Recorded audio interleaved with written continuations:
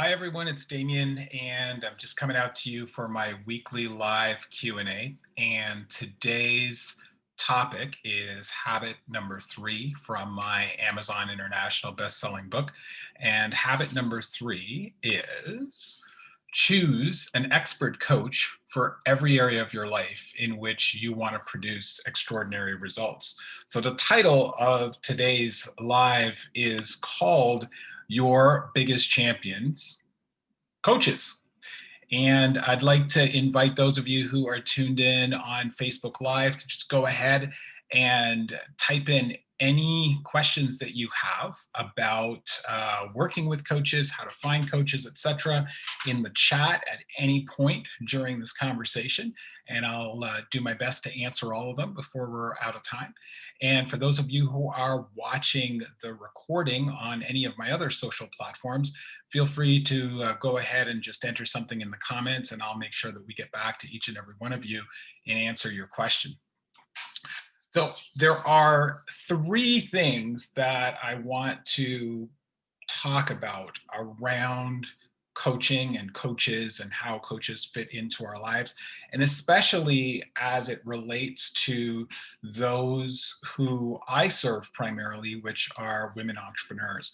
But before I do that, I just want to say a quick shout out to all of my followers who are in the Ontario region. I know that today is the first day of us going into a heightened lockdown, and boy, it's empty downtown. You can probably see over my shoulder. That's right in the core of downtown Toronto, and it is empty down here. And people are off the streets doing what they're supposed to be doing. So let's have this chat, shall we? Number one, the first thing I want to say about coaches is don't do what I call coach stacking. Okay, so coach stacking is when you've got more than one coach for a specific area of life. You want to pick one coach for each area of life that you're actually getting coaching in. And the challenge, obviously, that can come from having multiple coaches in a particular area is if there's an intersection or overlap in coaches, then you could get conflicting coaching. And then who do you choose? Do you pick the one you like the best? Do you pick the one that gives you the easiest coaching?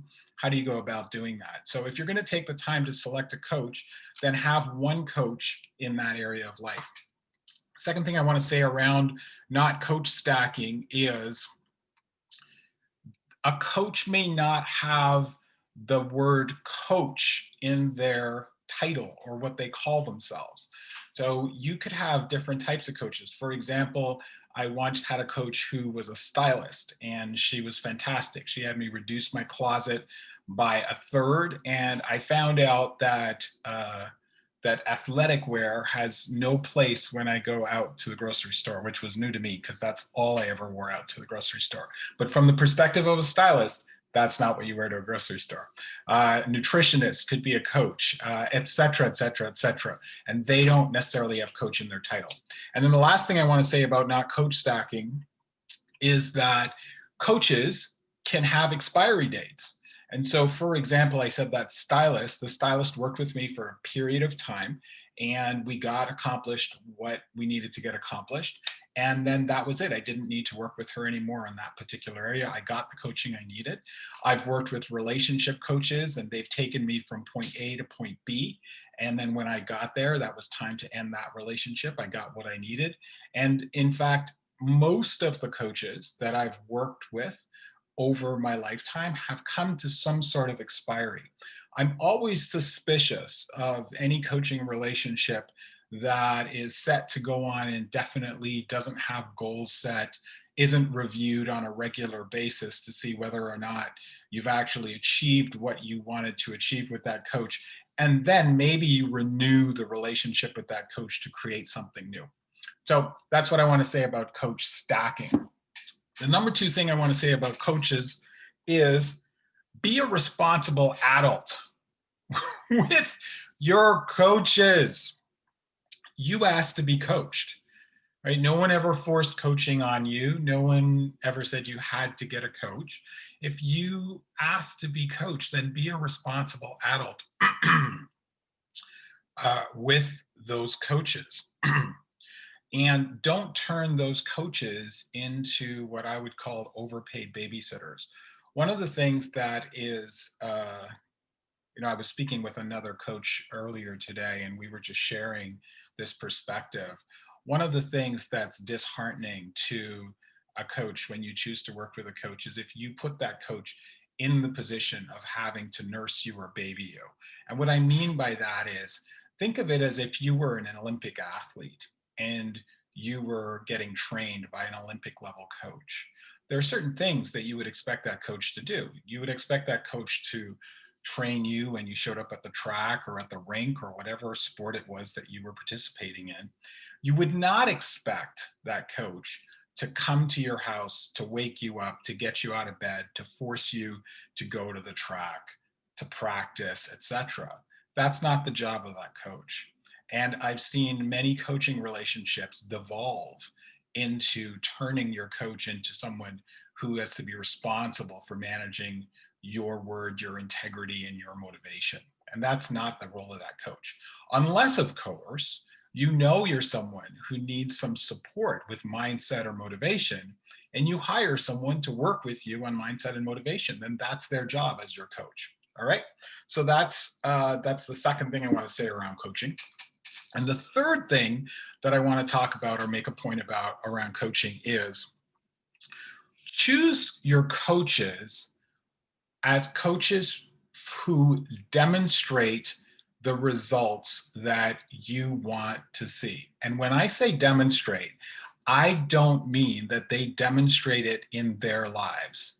There's this thing that really annoys the hell out of me when people get into this world of selecting coaches and they come to a coaching situation and they're like, okay, I'm not going to select a financial planner unless that financial planner has the kind of life or has the kind of investments that I have or has set up their life in the way that I want to set them up. That's just horseshit. Okay, just flat out horseshit. You want to choose a coach who can actually produce the results in others. So I don't care whether or not my business coach lives in a tiki hut on a beach somewhere and is earning minimum wage. If 95% of that coach's clients are producing the kind of results that I want to produce, and that coach chose to live in a tiki hut, it shouldn't really matter to me. So stop being so bloody judgmental about people and start focusing on what it is that you want to produce in terms of results and interview the clients of the coaches that you're considering to find out whether or not the results are real.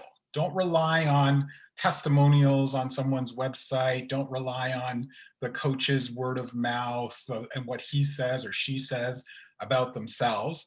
Speak to people who they say they've produced results with and speak to a few of them so that you can get a feel for how long those results took, what was the process in getting to the results, what kind of challenges did the clients come up against, and how did that work with coaches, etc.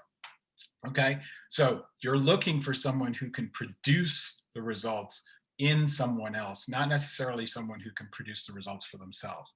Because even if they're a great person with great intentions and they produce results for themselves, it doesn't mean they're a great coach. It doesn't mean that they can then translate those results into instructions, into coaching, into steps for someone else, for you to actually produce those results. Okay. And then the last thing I want to say about selecting coaches is that make sure your values are a fit. I once worked with a coach whose coaching to the high level mastermind that we were in was to do sales calls 7 days a week. And that's not something that I advocate for. If anybody, those of you who followed me, those of you who've read my book, you know that I am an advocate for at least one full day off from business every single week, and the strive for two, and set your life up in a way such that you can have 2 full days away from your business. Or in some cases, you might set that up differently. I love the folks now who are doing 3 weeks on, 1 week off. That works well for a lot of people as well. So make sure that that there's a fit between you. All right. So I'm just going to jump over to the Facebook questions, see if I've got any questions live. So a reminder for those of you who are watching me live, you can just put any questions you've got in the comments. And then I do have some questions that were submitted. Well, one question that was actually sent to me in advance. So let me answer that one. The question is, how would you interview a coach to know they're a good fit for you? It's perfect because I just talked about that. You know, this is a process that could take a while. It was 2 years. It took 2 years of me interviewing coaches before I found Charles, who I acknowledged in my social media feeds earlier this week. He's a phenomenal coach. And a lot of it had to do with me being very, very particular about who I allow to go mess up here in my head. And I think everybody should have that kind of perspective, in my opinion. And so I spoke of a couple of things. So I would be interviewing clients. That's a big piece. I would have a conversation with the coach, being clear about what it is that I want to accomplish. And I would be having conversations with that coach about what some of their thoughts are. What kind of approach do they think we would go through? How would they handle it? I spent, before I started working with Charles, we spent 2 hours having a meeting, our initial meeting, and just talking about what I wanted to accomplish in my life, because he's a whole life coach, where I was going with my 10-year vision, what his approach was, his perspective, the toolbox that he had, what he was bringing to it. And really went into sort of nitty gritty about that and got a feel for each other. So I think that process, just because I lived that process myself, that's a process that I would recommend echoing, is interviewing the person, finding out what you want to accomplish, making sure they're aligned with that, and then also interviewing clients before you actually agree to start working with them. All right, so Gina, that was the question that you sent in advance. Thanks for sending that over, and hope that helps. And if it doesn't, please reach out to me directly. I'm happy to provide you some more info. One last quick check to see whether or not I got any other questions from the live group. I don't see anything in the comments, so we're going to start wrapping up for today. I again just want to remind those people who are watching the recording, whether you're watching the recording on Facebook, which is where we're doing the live, or if you're watching the recording on any of my other social media platforms, whether that be on Instagram or YouTube, feel free to put a question in the comments, and either myself or my team will make sure that we get back to you as soon as possible on that. So everyone, oh, one last thing. I just noticed I made a note for myself. I have an extensive network of people that I'm connected to, coaches in all sorts of different areas because of the nature of my practice. So if you're watching this and you're looking for a specific type of coach, please feel free to reach out to me. I am happy, and one of the things I love to do is connect people with amazing coaches. So please reach out to me. I'm happy to put you in contact with any of the folks that I work with. So on that note, I'm going to say that's it for now. Everybody out there, stay safe, stay healthy, and take care of each other. And we'll talk to you soon. Bye for now.